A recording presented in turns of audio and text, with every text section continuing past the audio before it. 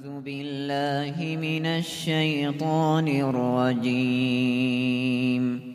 بسم الله الرحمن الرحيم.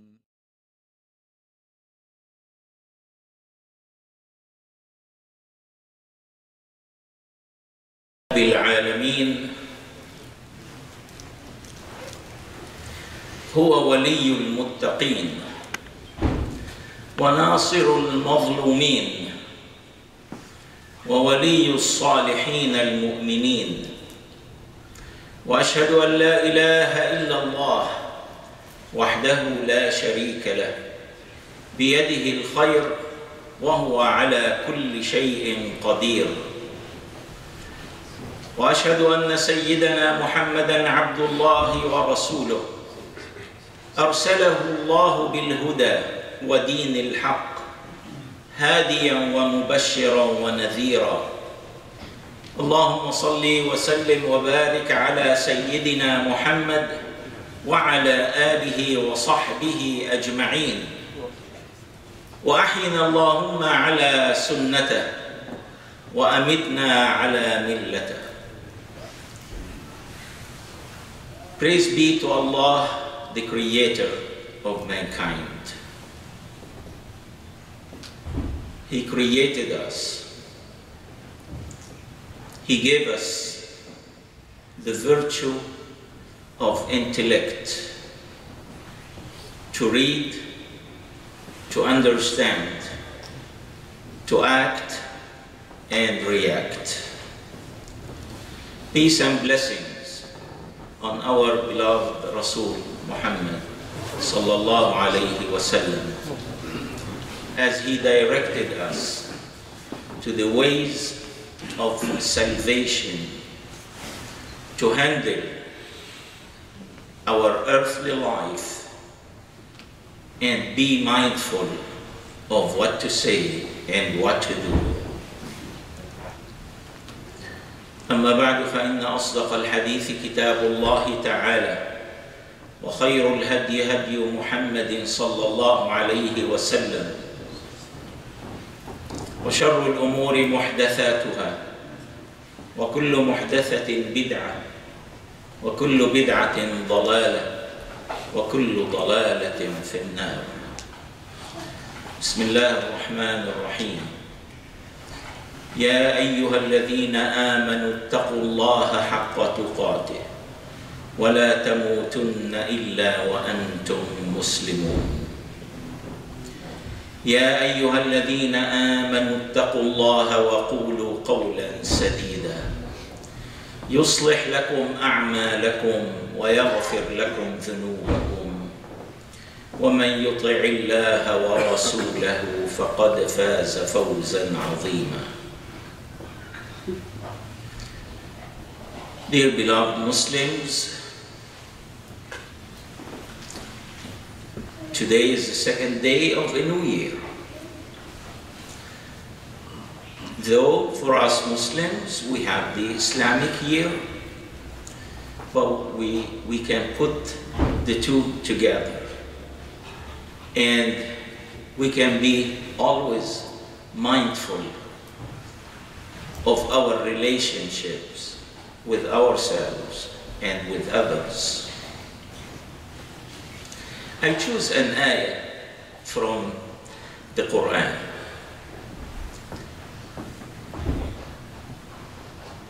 It is from Surah Al-Baqarah, chapter number 2. And it is the ayah number 269. And the ayah reads, Bismillah ar-Rahman ar-Rahim, الشيطان يعدكم الفقر ويأمركم بالفحشاء والله يعدكم مغفرة منه وفضلا والله واسع عليم. يؤتي الحكمة من يشاء ومن يؤت الحكمة فقد أوتي خيرا كثيرا وما يذكر إِلَّا أُولُو الْأَلْبَابِ.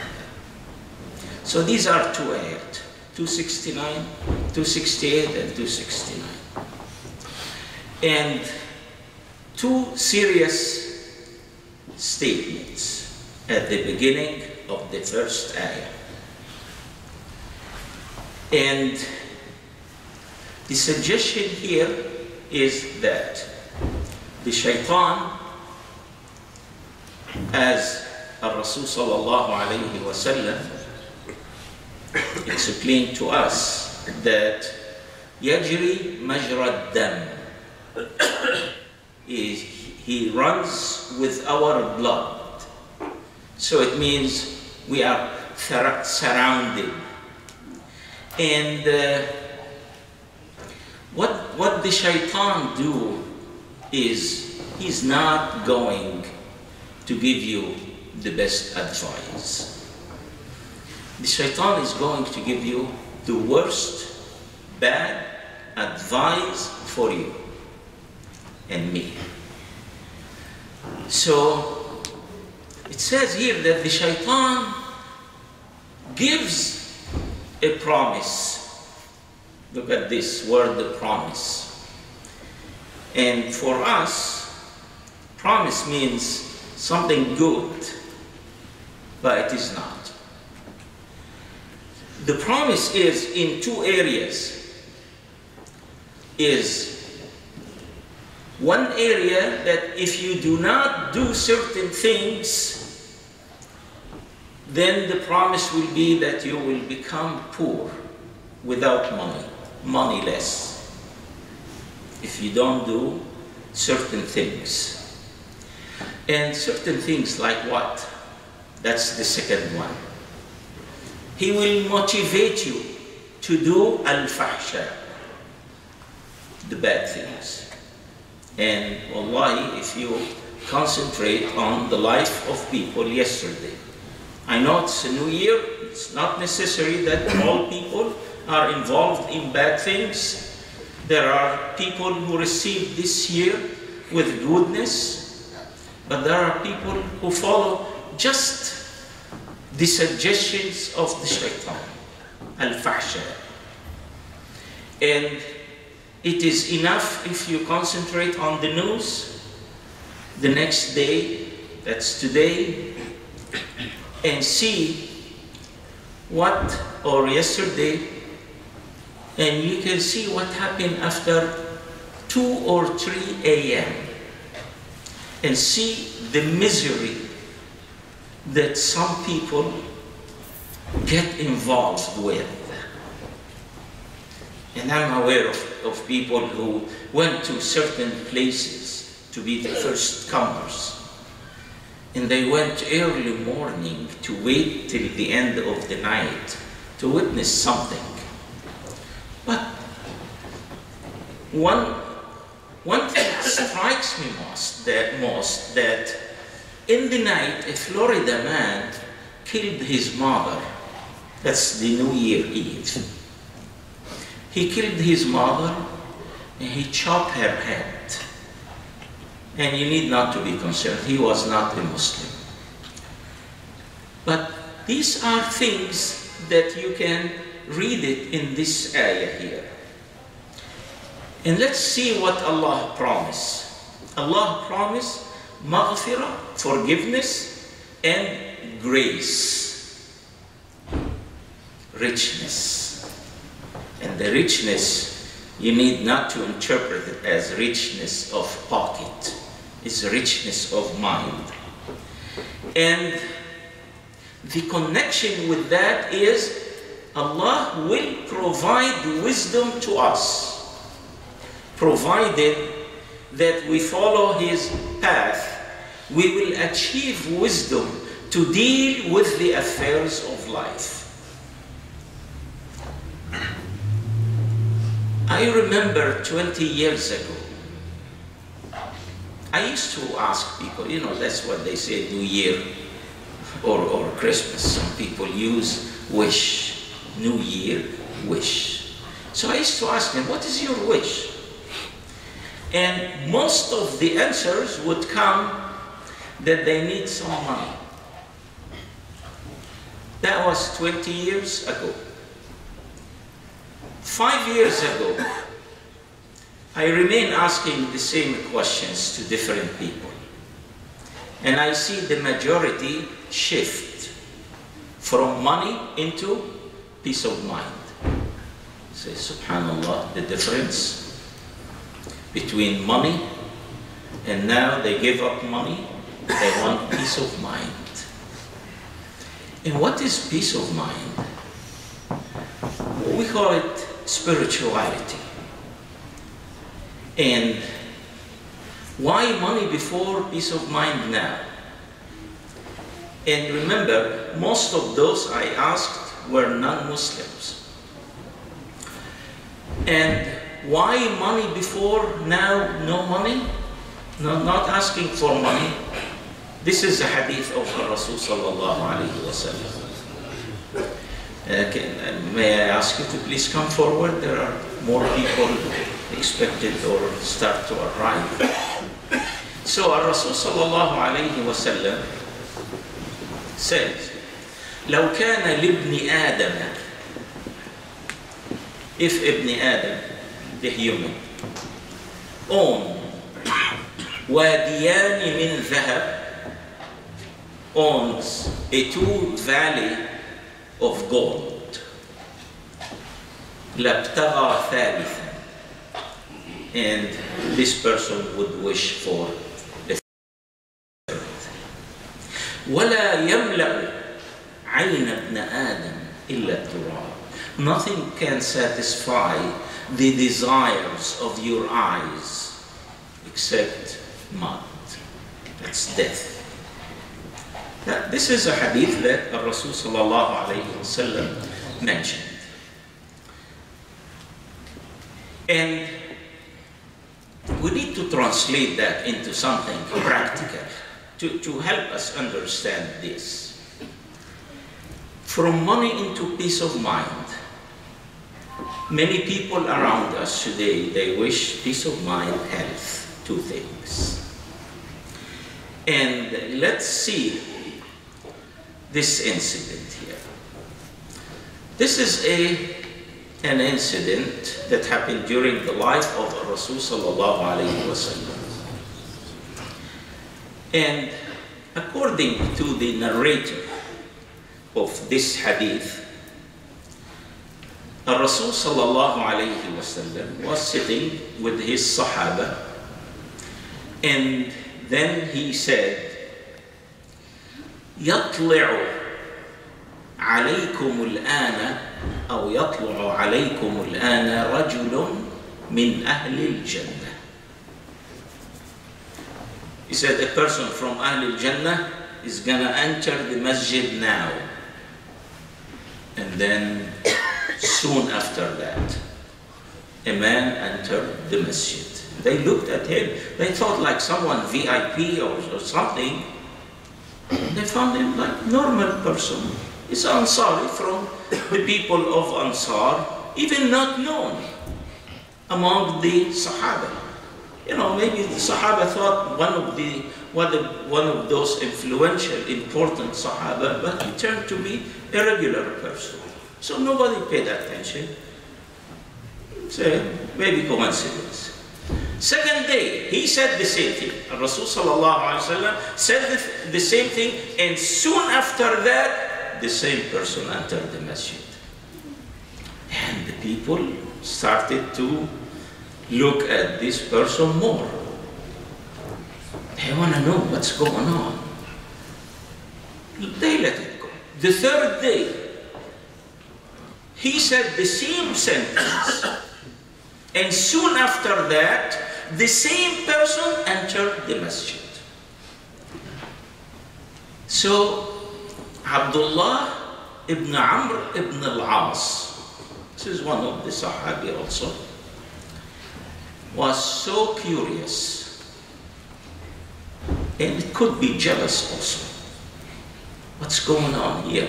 Why this person was given the news that he's gonna be a person of the people of the Jannah. So after that, he approached him. And he said, look, I have a little dispute with my father. And I said, I don't want to go and stay. I want to sleep outside the house for 3 days. Would you host me? And the man said, oh yeah, you are welcome. So that thing happened, and Abdullah radiallahu ta'ala anhu, he started to watch what is the secret. So he observed him. The night came. He did not see him like praying the whole night. The second day, he kept observing him. Nothing unusual.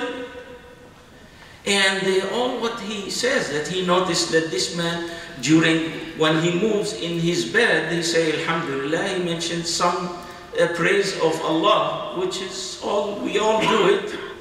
Then the third day, nothing happened. Same, no unusual things. So then he decided to approach him. And then he said, look, you don't know about that. But Rasul sallallahu alayhi wa sallam, 3 consecutive days, he mentioned that you will be a person of the people of the Jannah. And I watched you for 3 days. And I did not see any unusual thing about you. Can you tip me? Can you teach me something? What do you do? And the man said, well, what you saw is what you saw. I don't do anything extra. I don't do anything unusual. But he said, غير أني لا أجد في نفسي لأحد من المسلمين غشا ولا حسد. So I do not have, or I never engaged myself in cheating anyone. And then he said, ولا أحسد أحد على خير أعطاه الله لي. And I'm not jealous of any person, because this person has more money than me. These are 2 things. And the Sahabi, he commented on that. He said, هذه التي بلغت بك وهي لا تطاق. He said, these are the things that put you on top to enter the Jannah. And I tell you, these things are so tough and difficult to achieve. Ghish, cheating, jealousy, 2 diseases in our mind that can strip us of peace of mind. So those who are looking, we are looking for peace of mind, to achieve spirituality, to have happiness in this life, and at the same time grant us a place in heaven, in the Jannah, after we depart this earthly life. These are our goals that we do. So how do we do it here? Rabi'a ibn Ka'b al-Aslami. This is another Sahabi. And he used to say that I used to sleep at the house of Rasul sallallahu alayhi wa sallam. Like whenever there is time for prayer, I would bring the water for him, I would serve him. And one day, Rasul sallallahu alayhi wa sallam said to me, Ya Rabi'a, O Rabi'a, sal ma shit. Wish anything you want. That's similar to what is your wish. Make a wish. I'll grant you the wish. And Rabi'a said, I don't want anything. No, you have to say something. And he said, أسألك مرافقتك في الجنة يا رسول الله. He said, "Oh, what I want? I want to be with you in the Jannah on the day of judgment." He said, "That's it?" He said, "That's it. I don't want anything else." And you look at, maybe in the past when we go over statements like that, and we may say, "Oh, those people, they don't want anything from this dunya, because our hearts is attached to the dunya. We want money, and this man is saying, 'I want to be with you.'" But today, even non-Muslims would confirm this statement. I want to have a peace of mind. I want to have a place for me in the Jannah. So Rasul sallallahu alayhi wa sallam responded. And he says, "A'inni ala nafsika بكثرة السجود." Says "A'inni" means if you, okay, can you please, may I ask you, just come forward a little bit. There are people coming just. So, and if you compare this hadith to what even non-Muslims say today is peace of mind, and you say kathrat as-sujud, increase your prayers, help yourself achieve this goal by being with the Prophet sallallahu alaihi wasallam in the Jannah by increasing your sujood. And of course, some of us may say, who can do that? Because when it comes to our mind, when we hear, oh, kathrat as-sujud, increase your sujood, some of us may think, oh, who has the time now? I want to go to work next day. I don't have time really, 1 hour standing at night, or hour and a half, or half an hour. But let me give you the good news. Because this is a hadith sahih, authentic, that Rasul sallallahu alayhi wa sallam related that man salla ithnatay ashrata rak'ah, whoever prayed 12 rak'ah fi yawmin wa layla, in 24 hours, buniya lahu bihinna baytun fil jannah, and Allah will grant you a house in the Jannah on the day of judgment. 12 rak'ah. 12. And what do we say here? If we say Zuhr and Asr and Isha, those are 12. And if you add Maghrib, becomes 15, and the Fajr is 17. And there is mention here of 12. So I don't want you to think that these are the 5-time prayers. But these are nawafil, sunan. If you divided it over the 5 times, it may be like with each fard 2 rak'ah extra, and maybe one of them 4 rak'ah extra, and maybe you consider the witr, and then you come up with 12. Is that something too much? No, it's not something too much. And what this Sahabi said, where he never hated someone, he never wished to have more money than his neighbor or his friend or his brother. It means no jealousy. Cleaning our hearts from jealousy, cleaning our hearts from madness, that can help us have peace of mind. It's a very simple, and it is not complicated, and no one is asking you to be a hermit. Now,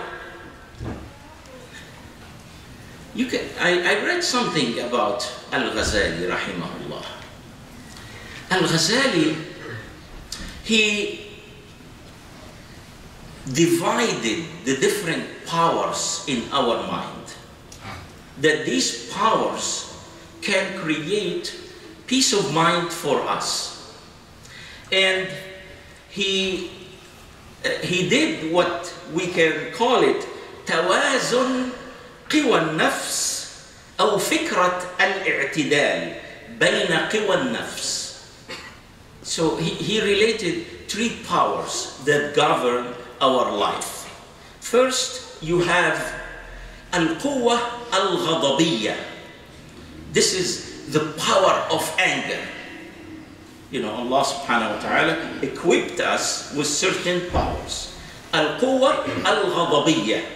These are the power of anger. And then القوة الشهوانية, the power of desires. And then القوة العقلية, and this is the power of the use of our mind, of our brain. That's what we call thoughtfulness, intellectual. So these are three powers that if we manage to balance them, we will achieve the second ayah that I recited in the beginning, that is al-hikmah. So all what you need really is to be wise of how to use and manage the affairs of your life, and then you can have the peace of mind that you are looking for. And in talking about the details of القوة الغضبية, the power of anger. Oh, I cannot, there is no room. Okay, can you please come? You can come forward here, even if we have to fill up. Brother Abdullah is saying that there are more people coming, so please come forward. So it's okay.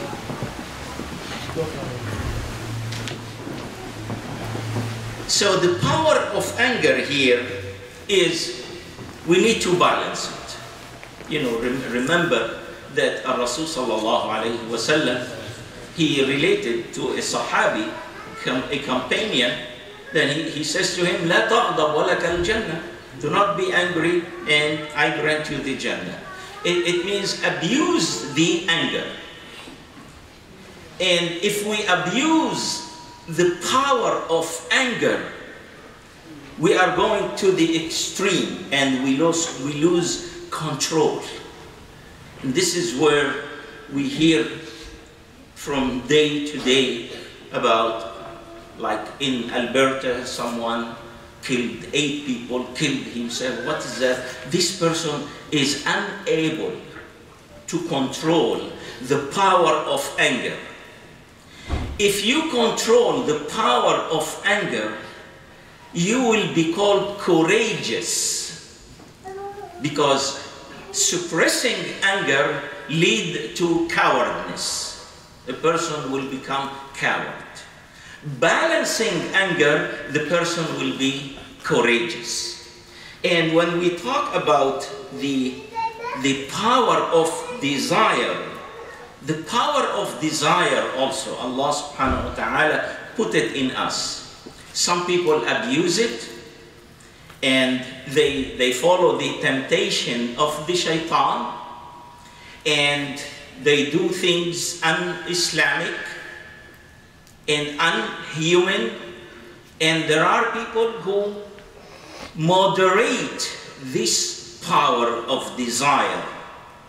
They seek the road of marriage in order to establish a society, and that a person is able to be connected to a father and a mother. If a person managed to moderate the power of desire, society will be straightened up. And the last one, al-quwwa or al-quwwa al-aqliyah.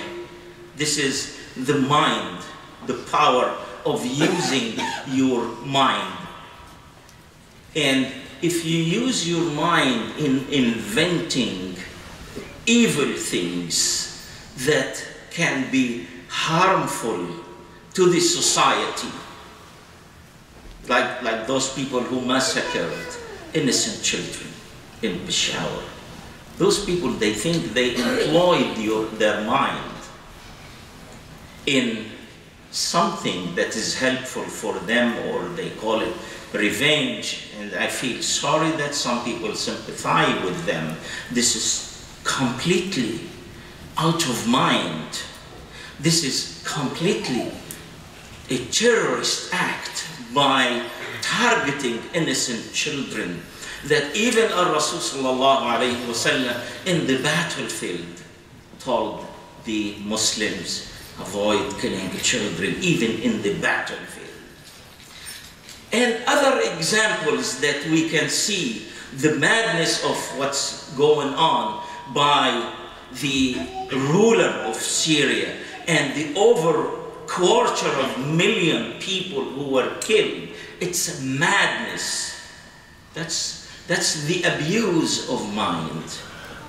And if you manage to balance and moderate your mind, that's where you achieve al-hikmah, the wisdom, where Allah subhanahu wa ta'ala, as I started in the beginning, يُؤْتِي الْحِكْمَةَ مَنْ يَشَاءُ. Allah will grant the hikmah, the wisdom, to whomever He wishes. And the wish here can go to the Creator, can go to you. Because also, if you wish, you can do it. And Allah subhanahu wa ta'ala, even though He told us that the shaitan will be over us, but the shaitan, as also in the beginning of the ayah, says, he ya'mur. There is a term, ya'mur, means whisper. The shaitan has no physical power on us. Those who believe that they are possessed with the shaitan and the shaitan is directing them, they are not really able to understand the reality of life. The shaitan has only power to whisper to us. We do the action. That's why we are accountable for our deeds, not the shaitan on the day of judgment.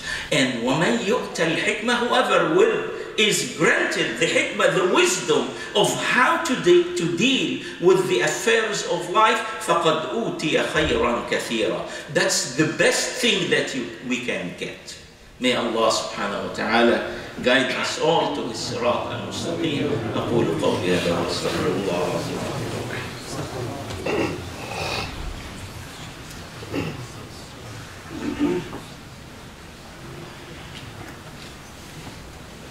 الحمد لله رب العالمين، والصلاة والسلام على رسول الله محمد بن عبد الله صلى الله عليه وسلم. وأشهد أن لا إله إلا الله وحده لا شريك له، وأشهد أن سيدنا محمدا عبد الله ورسوله. اللهم صل وسلم وبارك على سيدنا محمد وعلى آله وصحبه أجمعين. أما بعد، عباد الله اتقوا الله، أوصيكم وإياي بتقوى الله. من يهده الله فلا مضل له، ومن يضلل فلن تجد له هاديا. Dear Muslims,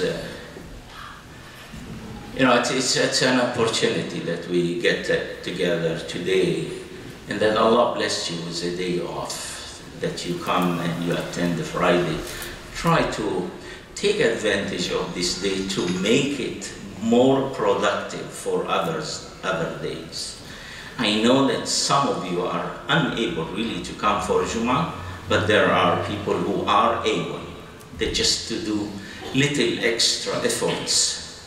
And alhamdulillah, in the Boston area here, there are many places that near you can go and do Salat al-Jum'ah. But in particular, in this place, I am so impressed with the cleanliness.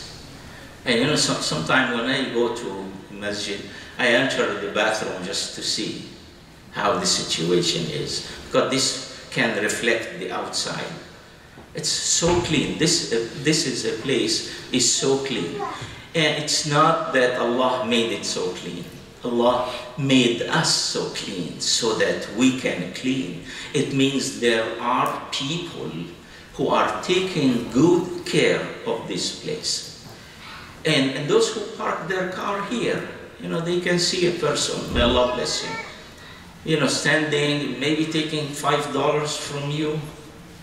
But these are for the masjid, and really he's not keeping anything for himself. He just volunteered like you. He comes here for prayer. And there are others like him also. They are making sure that you come and you do the prayer comfortably. And you can sit on clean place. And when you do sujood, you will not smell bad things, that you will not smell drugs bad, but it is clean.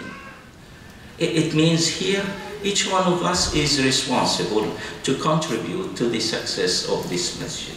Whatever gift you can give, Allah will reward you for that, but also you will feel that you are making a difference in this masjid. وصلوا على نبيكم محمد صلى الله عليه وسلم فقد صلى الله عليه فقال إن الله وملائكته يصلون على النبي يا أيها الذين آمنوا صلوا عليه وسلموا تسليما اللهم صل وسلم وبارك على محمد وعلى آل محمد كما صليت وسلمت وباركت على إبراهيم وعلى آل إبراهيم في العالمين إنك حميد مجيد اللهم إنا نسألك الهدى والتقى والعفاف والغنى اللهم إنا نسألك علما نافعا وقلبا خاشعا ولسانا حافظا ذاكرا اللهم إنا نسألك أن تردنا إلى دينك ردا جميلا اللهم لا تؤاخذنا إن نسينا أو أخطأنا اللهم لا تؤاخذنا بما فعل السفهاء منا اللهم اغفر لنا ذنوبنا وكفر عنا سيئاتنا وتوفنا مع الأبرار وتوفنا مسلمين مؤمنين توابين أوابين وألحقنا بالصالحين يا رب العالمين وصل اللهم وسلم على سيدنا محمد وعلى آله وصحبه أجمعين عباد الله إن الله يأمر بالعدل والإحسان وإيتاء ذي القربى وينهى عن الفحشاء والمنكر والبغي يعظكم لعلكم تذكرون أقم الصلاة